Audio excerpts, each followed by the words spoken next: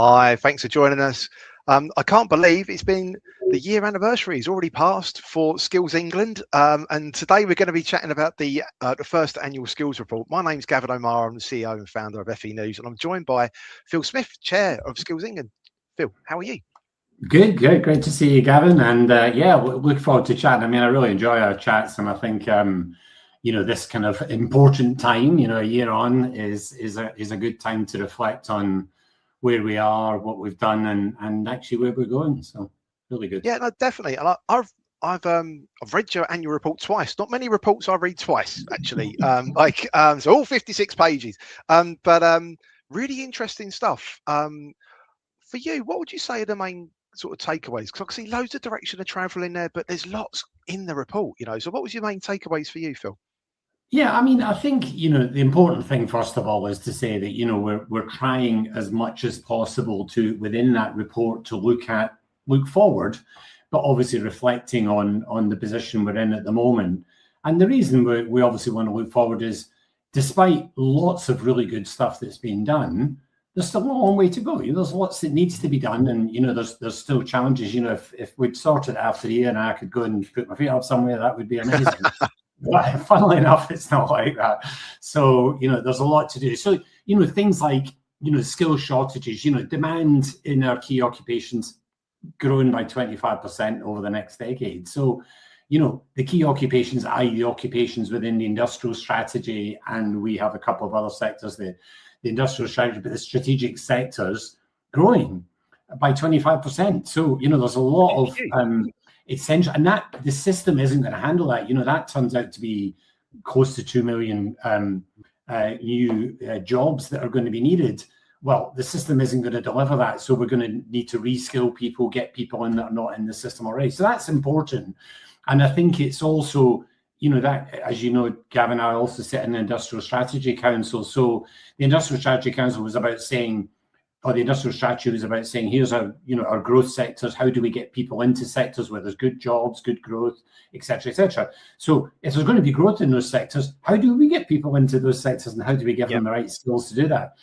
The other, obvious things in there are the challenges with employer investment, which I'm sure we'll talk more about, but, as a systemic challenge on the amount of investment that employers make into skills. And that's not to say that all employers aren't doing it. I mean, of course, there are lots of employers who are investing, but there's a lot who aren't. And there's the statistics show that, it's on a decline, and that we need to do something with that. So that's clearly a challenge.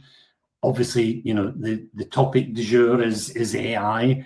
And, there's a really important job for us to do there, where not only does AI as a technical thing affect the digital and technology sector, but it affects every other sector, affects, who we're, who's, going to get what jobs, what skills do people need for the workforce of the future. And so you'll have seen in that report lots of stuff about skills classification, about how we identify skills, how we identify the right skills, and so on. So that was really important. Young people and employability. We saw the Milburn report recently published, talking about potential for that NEET number to go up to, 1.25 million in 5 years. And yet, employers are talking about not having the right people and not having, been able to fill jobs. Well, that doesn't feel right. There's a fundamental mismatch in there. So we can see that. We can see the numbers in our report as well as in other reports. And then there's this sort of, how do we build a kind of responsive, place-based world? How do you make sure that the system is not just a sort of monolithic here, from Westminster, you need to do this? Because we know that's not the right way. I mean, people look to their local, and we've talked about this before, but people look, if you're a small business, you look to your local growth hub or your local chamber or whatever to try and help you guide through things. And so how do we get the balance between some sort of consistency and capability and locality? So those are, really high level things that are talked about in the report a lot. And I think it shows a direction of travel, some of which we've already talked about, but it reinforces that with some strong data and some strong insight that's, well founded in a lot of really good work, to be honest. So. Yeah, no, definitely. I was really interesting, I've been a geek coming out of me, was the direction of travel and labour market. And I think there's some really interesting stuff that I saw coming out of the report. The skills compass, I thought that was really interesting. The UK standard skills classification, I thought was really interesting as well. But you did interesting things around looking with employers with skills passports, but digital skills wallets and that portability of skills. So I want one touch on that a little bit later.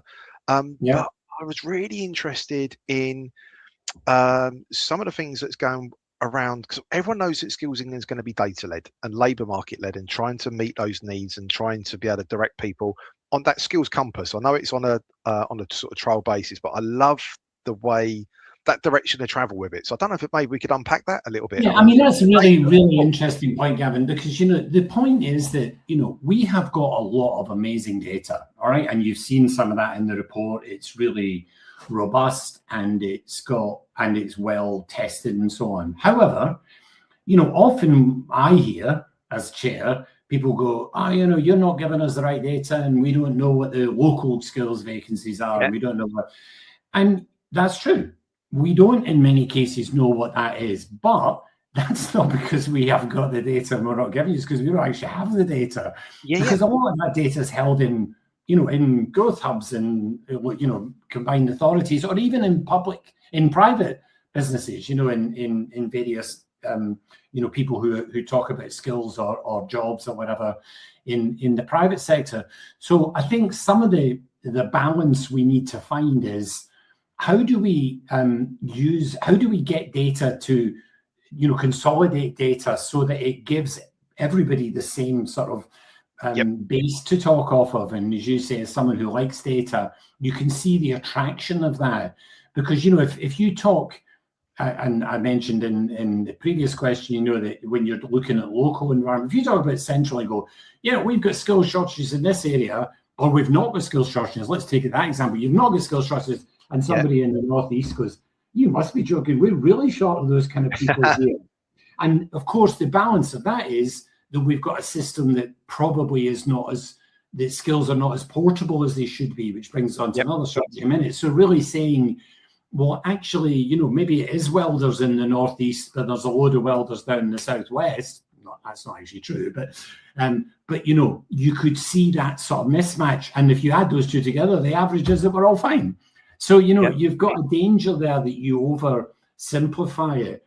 And I think our aspiration is to say, can we get, you know, data in some sort of consolidated, usable way that's powerfully and easily able to access? And you reference Skills Compass and standard skills classification, because, you know, those Skills Compass, as you say, it's a kind of experimental model, but I think something we really need to think about more and try to apply, which is, you've got a bunch of data sources, jobs, you know, various SOC codes and so on, and you've got a large language model which kind of manipulates those and starts to deliver some insight as to where mismatches are, along with horizon scanning from Innovate UK. And you're thinking, that's really good, because if you try to do that manually, it's really tough. So can we use some models to do that? And the standard skills classification, of course, comes from the principle that although some countries have some of this, there hasn't ever been a sort of standard classification for skills itself, which is sort of widespread. And in fact, that was done, the work for that was done, was using AI to sort of synthesize lots of different things like ONET and all these other ones around the world and bring them together and say, can we get the best of the best here? So, you know, I'm a big believer that if we're going to genuinely make a big step on this, we're going to have to use technology to help us to do it. That's what everybody in industry is saying. I mean, the whole productivity argument around AI is, you know, can we help it to do things which are quite difficult to do otherwise? Well, yeah, that's the short answer. Of course you can. And, you know, the example I give is often, you know, if you think of it, if you're a small business owner and you decide that you want to upskill your people, you don't quite know what to do. You're a bit confused about it all. You know, it's all complicated, and the apprenticeship system and local funding and all that. you know, you could say to that person, okay, go and work with your growth hub, and they might get some great, or the count at your chamber, and they'll give you some support. But if you just expected them to go onto the web and search this and find that, I mean, you know how hard it is, Gavin. I mean, yeah.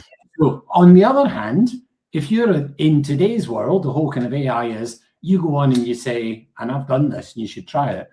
I went on to Claude and ChatGPT and Gemini, and I went, oh, I'm a small business owner. I live in Warwickshire. I've got 20 people. I do in manufacturing. I would like to upskill my people, but I've no idea what to do. I've got no money, and I'd like to. What can I do? And you'll not be surprised to know it came out with a pretty credible answer and pointed me at the local college and all that sort of stuff. Why isn't our system like that?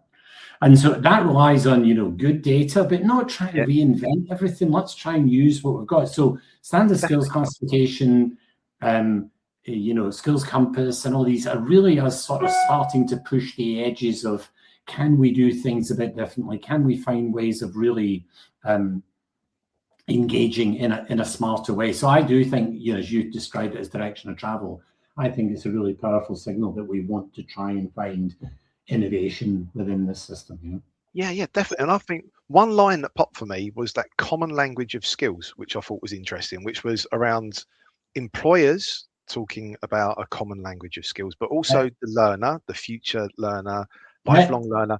The colleges, the trainers.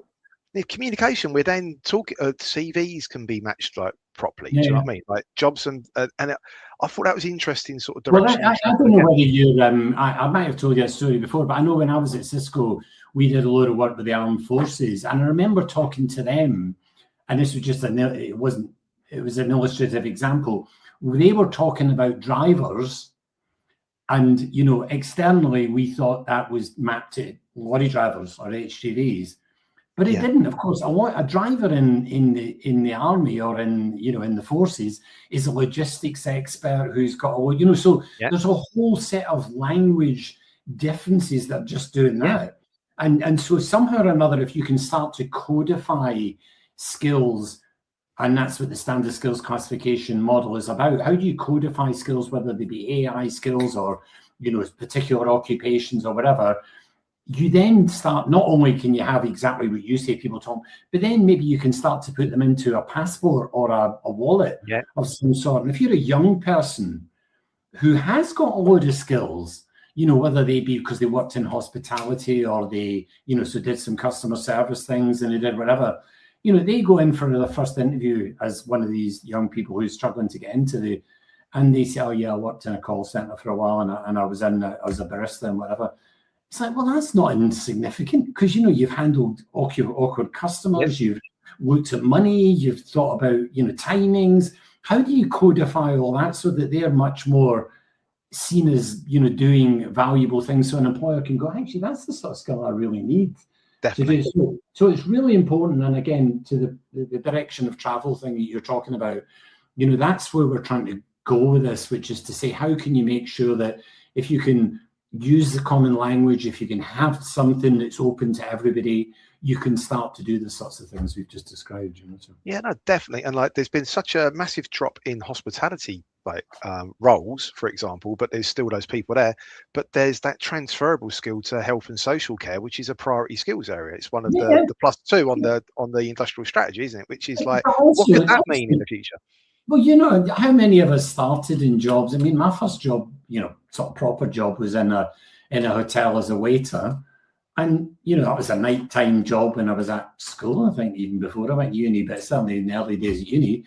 But what you learn in there is like how to turn up, you know, how to be polite to customers, how to take complaints, how to, you know, et cetera, et cetera. So I think, you know, that hospitality is and retail and other areas are pathways into these other things. Definitely. Sometimes are just because we have the sectoral boundaries. I say, well, that's that sector. That's not, you know, life sciences.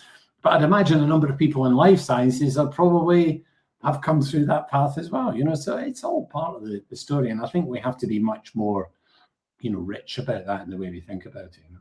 Yeah, no, definitely. Well, that's sort of what I'm jumping into needs. So we've We had recently the Milburn interim review, 217 beast of a report, but real good systems thinking. Looking at this, that would be helpful.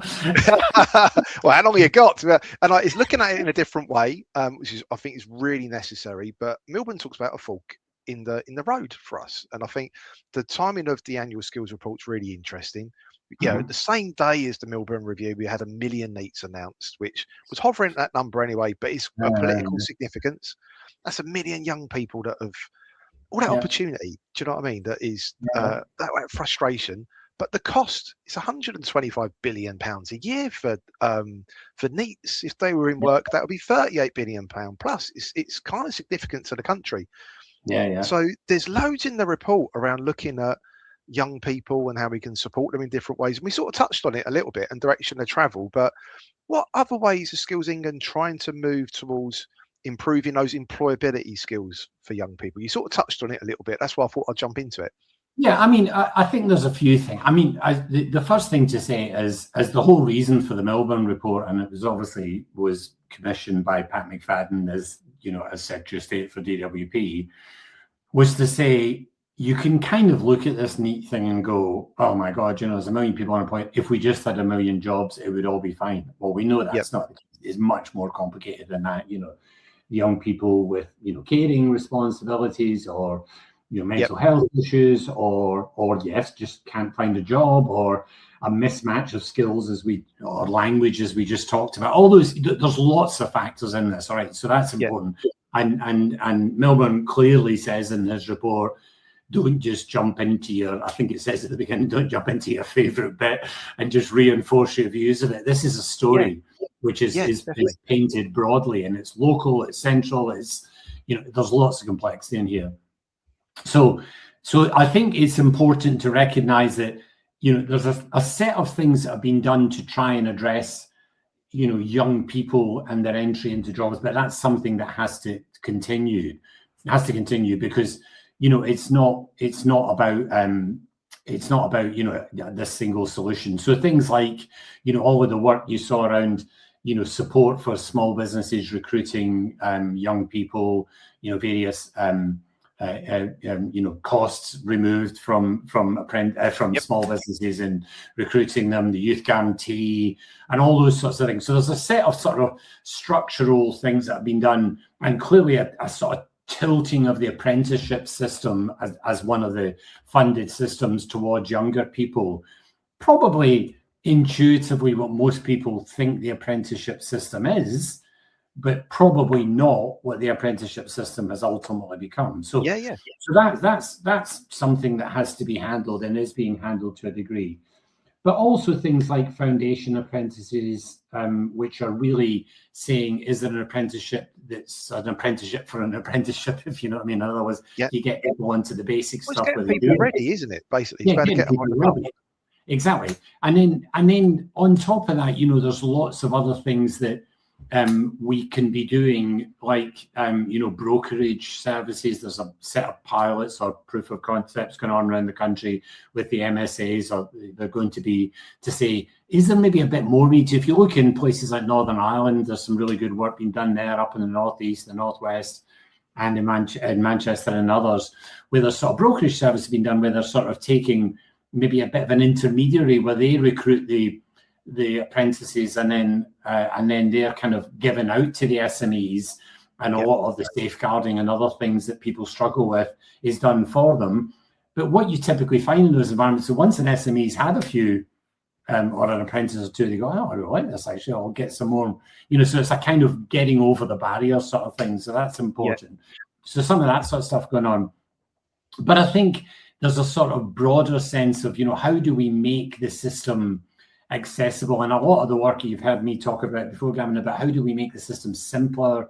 How do we make it? And I don't mean the system's always going to be complicated, but how do we make it simpler to access? How can people do it? A bit like our example earlier of, the small business owner using ChatGPT or Claude rather than whatever. Why wouldn't it look like? Why can't a young person just go, I really need a job, where can I go? What should I do, etc.? You could see how that could help things. I'm not saying it's a solution, but that thinking not necessarily saying it's all about typing into a system, but that thinking of how do you just make it easier for people is really powerful. And so I think there's a lot needs to be done to address needs, but I do think a lot of it needs to be done at the local level, in the distributed, around the nation and whatnot, because, there isn't a simple one solution for everybody. And I think smaller chunks of this understand more, about what their businesses are versus me understanding it in some sort of central way. Yeah. And Milburn also says about, we're at the fork in the road, but it's also saying that the system is geared to the institutions rather than the people that it serves, which is the learner and employer. It doesn't actually mention employer. And that we're not saying that, everything needs to be screwed up and binned, but it's like, how can we make this easier for people to navigate? Learners, employers, particularly SMEs who don't have HR teams, or maybe it's outsourced, and every hour that person is looking or doing something, it's costing that SME who can't really afford it anyway. How can we help them go on that direction of travel to match them? Because the report talks about the colleges and the independent providers do a great job of this, of match. Once they've got someone, they do a great job of helping them through the system. So that's great. But if that was the solution, then we wouldn't be talking. Yeah, definitely. Obviously not solving everybody's problem. Yeah. Like we'd just be packed up and going.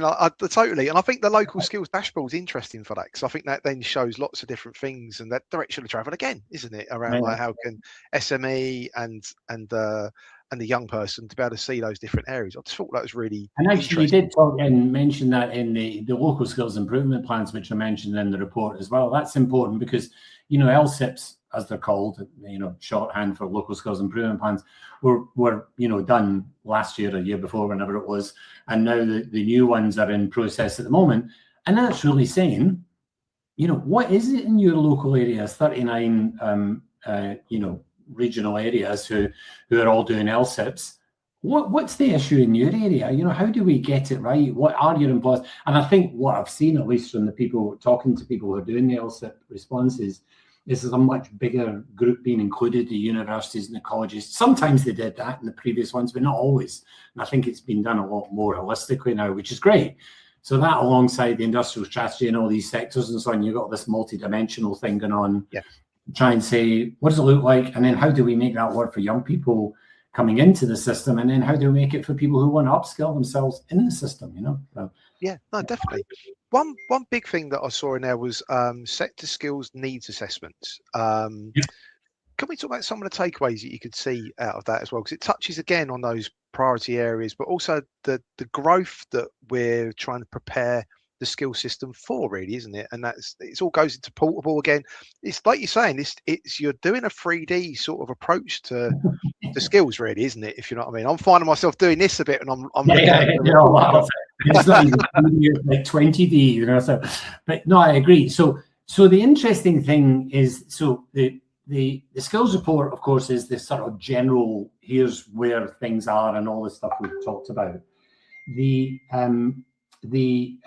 sector skills and needs assessments are saying, for these individual sectors, and we know those ones I mentioned, those industrial strategy sectors, what is the sort of situation for them? So, as far as we can see at this point, where are the jobs that are going to be needed? What are the jobs that are going to grow and so on? And, you more than me probably, hear people talking about this. If you're in life sciences, you probably hear saying, we need more of this, we need more of that. If you're in creative, we need more of, this kind of thing, and other digital and such like. If you're in digital, then we need, everybody needs more AI skills, but, in digital, we might need people who are kind of more sort of project oriented rather than coding and, all that sort of stuff. So what the sector skills and needs assessments are is ways of saying, how do we grow the individual, how do we articulate what the challenges are in the individual sector? And that was where the original number I talked about earlier, which is, expecting 24% growth by 2035, so not that far away, employing another 1.8 million people. So it's saying, if we really want those priority sectors to deliver what the industrial strategy wants to, they're going to need a lot more people. And 1.8 million people is a lot more than is delivered into the system every year. So we're going to have to move. And, we see construction, creative, digital, all being areas where people, they need different skills in all of the sectors. And then, we're obviously seeing, as you said earlier, care workers and so on, as well as software development professionals being right up at the top of here.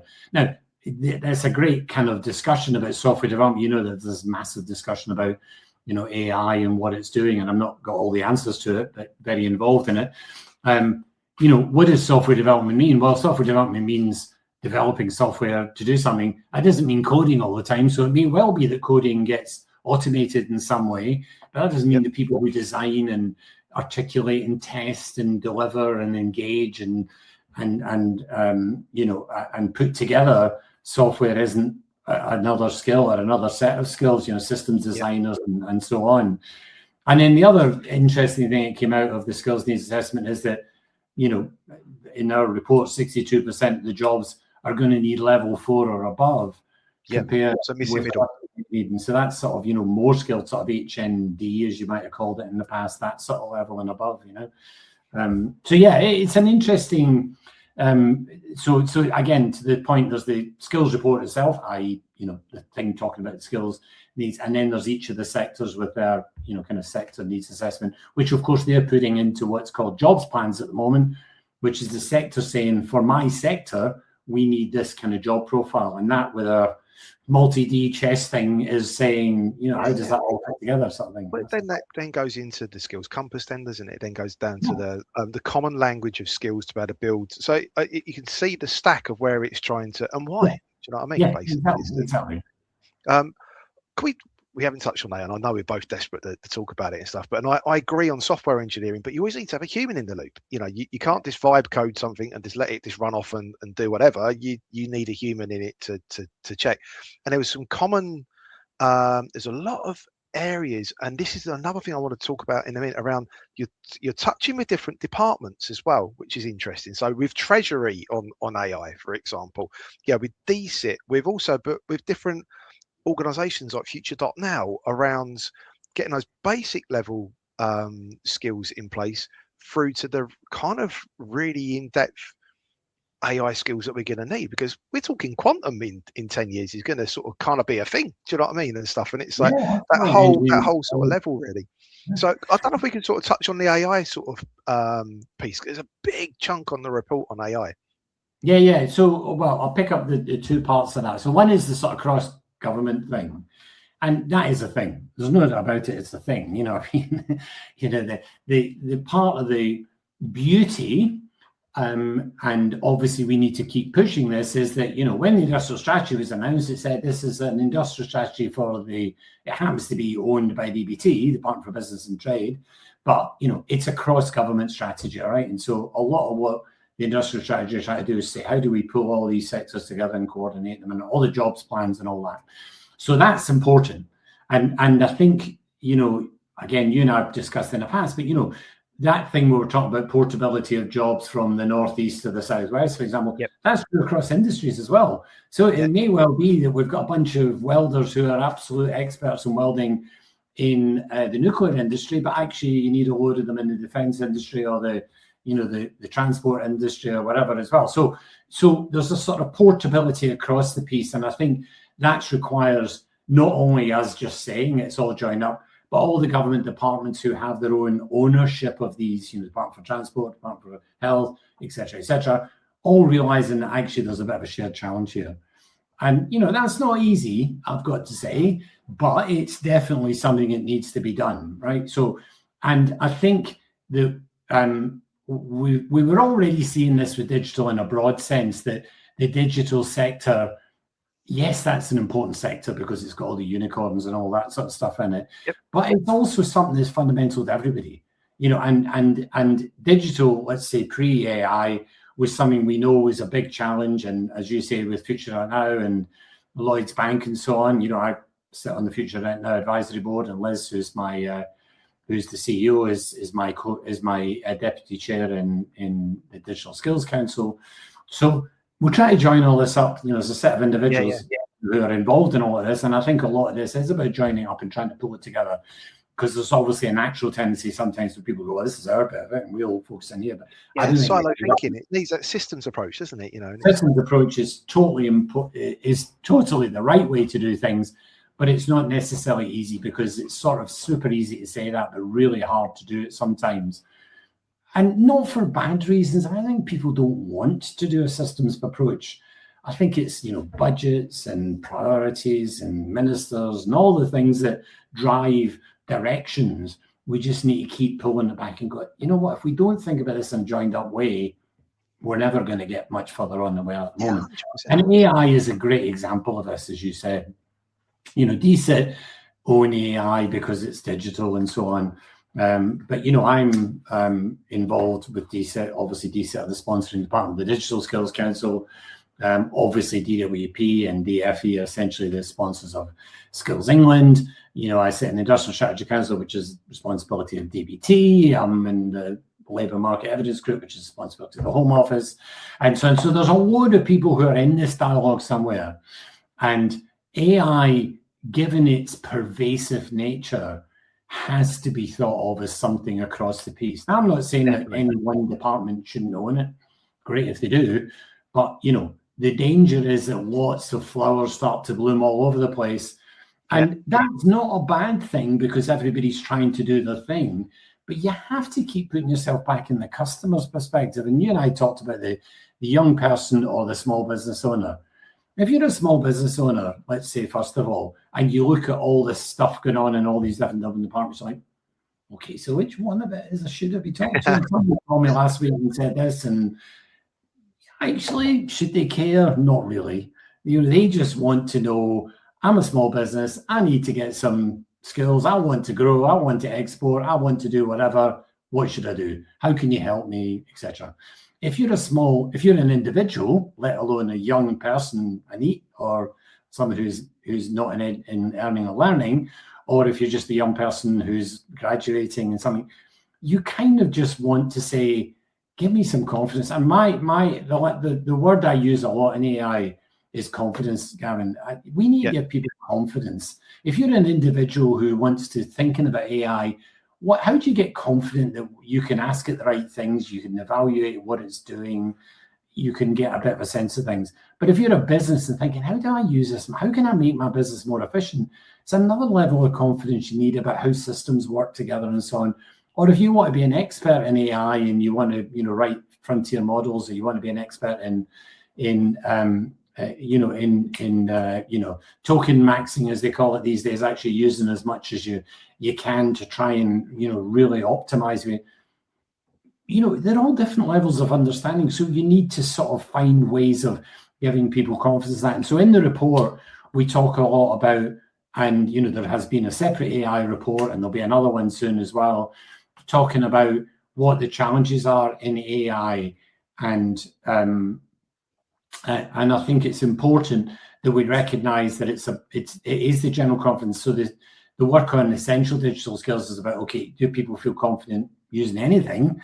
And then once they've done that, do they feel confident using more advanced stuff, et cetera, et cetera? And I think, there's all sorts of, there's opportunities to leapfrog in here. People who don't have to bother about, like, okay, I'd love to do a CRM system and ERP and all that, but actually that's all too hard. So maybe I can use AI and it can do some of that stuff for me, or it can help me get in a CRM system. The example I always use is, if you put a simple chatbot into a small company who maybe hadn't done much digitally, and people could actually, ask it questions and answered most of the things that most customers wanted in a very credible, simple way, you might then find the business going, actually, I do need to maybe have a system that captures all those customer names and tells me who they are. Funnily enough, that's a CRM system we might have called in traditional terms. But if you went the other way around to small business going, you know what, CRM system? They go, I've tried that before, it's just too hard. So you can see how AI could be a bit of a Trojan horse to help people do things as well as you need to get confident.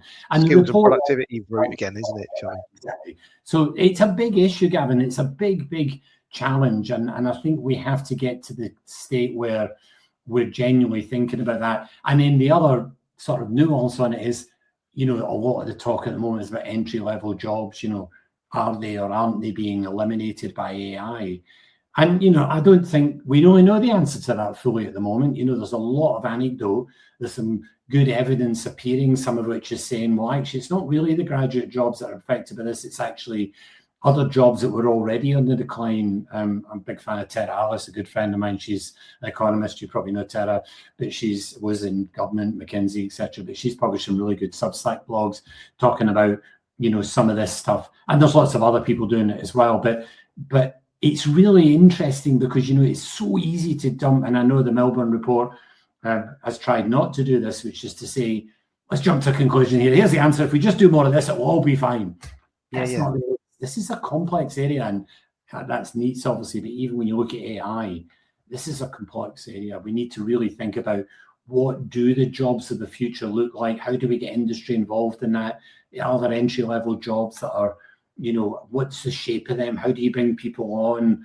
What sort of people do you need? And of course, the default is you could just back off and go, I'll not do anything. And we see a bit of that happening at the moment, so anyway. Yeah, no, definitely. Well, the big first chunk of the report was actually talking about the agility of Skills England with the fast changing world of work as well. Yeah, that's a big thing because and you talk to a lot of people who say, the system's too slow. I want to do something, but I have to then, I don't know, apprenticeship degree, whatever. I have to sort of define what it is, get it certified, then somebody has to start teaching it. Then the people get taught it, and 6 years later, out pops somebody going, oh, that was really good, but actually that was what we needed 6 years ago. Exactly, yeah. Now, that's not to say that standard and robust qualifications are not a good thing, because they are. And I was with Jackie Smith at the beginning of the week up at a really good little company, Excel Motors, up in Coventry, who were brilliant, absolutely brilliant. I mean, a guy started it himself. He's been going for 20 odd years now, hires a load of young people, does work experience. And it was a brilliant little team, brilliant. I mean, really, really good company doing amazing stuff, really good. And so there are really good examples of where, this is working. But I do think that, that sort of whole sense of the system, kind of working for and with people is, really important that we get that right. It really is. It's not a straightforward, thing to do. And I do think that, the report, when it talks about agility, is things like, yes, you can do things like short courses, so-called apprenticeship units now, much shorter. You can do rapid. We've got a new service that we've announced called the infrastructure support system, which is really about saying, if you've got a really big opportunity like the battery gigafactories, well, you want to wrap around them, just like you would if you were a commercial company. You'd wrap around your biggest customers and go, right, what can we do to make this happen? So do we need to rapidly get some skills in there that they haven't got? So we're doing a lot of that, and that's a really interesting area as well. So. And skills boot camps with construction, with and specialist areas again, which are matching to the 8 priority areas, but like defence, construction, with like the specialist technical sort of approach as well. Really cool. Just wrapping up, employer investment in skills is obviously reduced massively. But there's quite a chunk in the report around looking at employers and looking is exactly what you're saying around that agility sort of model around it's regulated and unregulated. It's going to really, if you used to look at it from sort of other areas, how can we ensure that we're providing the skills needs but to the customer, which is the employer, and to the learner, to be able to match those needs and to be able to match that skills compass, isn't it? If you know what I mean, how can we continue to be able to work with them really? Well, and again, Gavin, because you talk to loads of people like I do, there's a lot of really good stuff going on where this is actually happening. There's people who are businesses who are investing a lot, who are working with colleges and independent providers, and who are helping, like the example I just gave, with the guys up in Coventry, doing brilliant stuff. But not everybody is doing that. And the stats in the UK are obviously pretty shocking. I mean, they've been well rehearsed, but the UK invests half the European average in training of people. 41% of employers don't do any training at all. I don't think that's because employers are lazy or employers are maliciously don't want to do this. It's because they find it doesn't fit with what they're trying to do in their business, or they're not being persuaded of it, or they're not visible of it. And I mentioned very briefly earlier on, some of the kind of, really good sort of programs that have gone on where brokerage and other things have helped to get people over the hump. But when you talk to good companies like I did at the beginning of the week with Jackie Smith, when we were up in Coventry, I sort of asked the guy, I said, look, what do you have somebody that manages all this and, sort of try to get to the idea of this over? And he went, no, all my managers are involved in this. And so no, was there over the hump?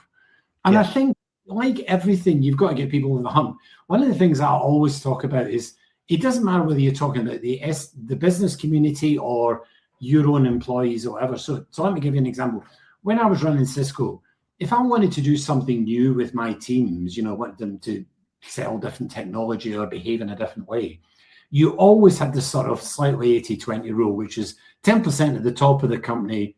You almost didn't need to tell these people, they just could do it. And then there was probably 10% at the bottom who would never really get around to because it's just way too hard. The 80% of people in the middle would actually like to do all this new stuff, but it was just difficult. They were doing their own job and they got families to deal with, and it's a bit complicated and it doesn't fit into their timing and all that. So, and that's true of businesses. If you talk to small business, there'll be loads of good businesses, that are just amazing. And you give them anything, new apprenticeships, new whatever, boot camp, boom, boom, boom, they'll just do it. And then there'll be some at the bottom who will never do it. What we need to do is find ways of making it easier for the people who are actually too busy, have never done it before, don't quite see the value of it, etc., etc. Yeah. How do you make that better for them? And all the things we've talked about today about simplification, agility, language, all of that's part of this. And we've got to get better at that. So it's not just about, my product can be a little bit shinier than it was before. Yeah. They need to be understood by people. They need to see why they should do it. They need help in getting over that hump. And that's really where we need to go, I think, Gavin. That's the real key. 100%. I think you touched on it and put the two words together, actually. It's value, isn't it? It's communicating that value to why an SME or why a larger employer needs to invest more in skills. It's obvious because it's preaching to the converted on here, isn't it? Yeah, but it's like, I think one thing that I've noticed is benefit management. We're going to go like system wide. Is what is the value of X level? What does it return? And it's starting to be communicated more. In Milburn, it was showing out, and I think that's one thing I think which would probably help SMEs understand. So if I do X, the average is I return Y, and if I can then look at local skills dashboard, I can see that and I just think it's that direction to travel. Really, I really, really like the report. I thought it was really cool just to be able to see. Well, 56 pages don't just magic themselves together, do they? That's like been an awful lot of filtering through. So, Phil, thank you for today, and just hopefully it's been helpful to be able to see direction to travel, because there's been a lot of change in a year. There's a lot of also, big announcements, like the Million Neat announcement is significant, and be able to see that there is a plan, that it is joining together, that there is all this cool work that's happening, and why we need to be agile as a system. I mean, we understand it, everyone understands it, but it's just like, how do we get there? We had a really interesting example yesterday, which is that, because it was our first birthday, I went up to Coventry, and we had a load of the people who were based in Coventry, and we had the people in London and various Darlington and various other places all on, either in the room or on a call. And we had Jackie Smith came on, and the Secretary of State did a video and whatnot. But what was really interesting they did was we went round maybe a dozen of the more junior people who were doing the stuff around, the engagement work or AI or whatever. Brilliant. I mean, they were all just so passionate about it. They were really articulate about what they were doing. They really got it. So, as we've said, Gavin, and that's why I really appreciate the opportunity to do these with you, we need to talk about this stuff in a more human way, I think, which allows people to engage with it. And I think, podcasts and the sort of conversations we have where you can talk for 40 minutes about something as opposed to having to grab a headline or even do a 100-page report. there's something between those two, and this is a really nice way of sort of getting some of that over, you know. So. No, well, Phil, thank you, and I'm up for doing more. I think there's more. I think an AI one would be really cool, actually, for your next report. Actually, yeah, we don't even need to go to that. You can just send your AI, and I'll send mine. Oh, we got so much more coming with AI on FE News. It's going to be kind of exciting, this next bit. But Phil, thank you so much, and we'll catch up with you really soon. And thanks everyone for joining us today. Thanks, Gavin.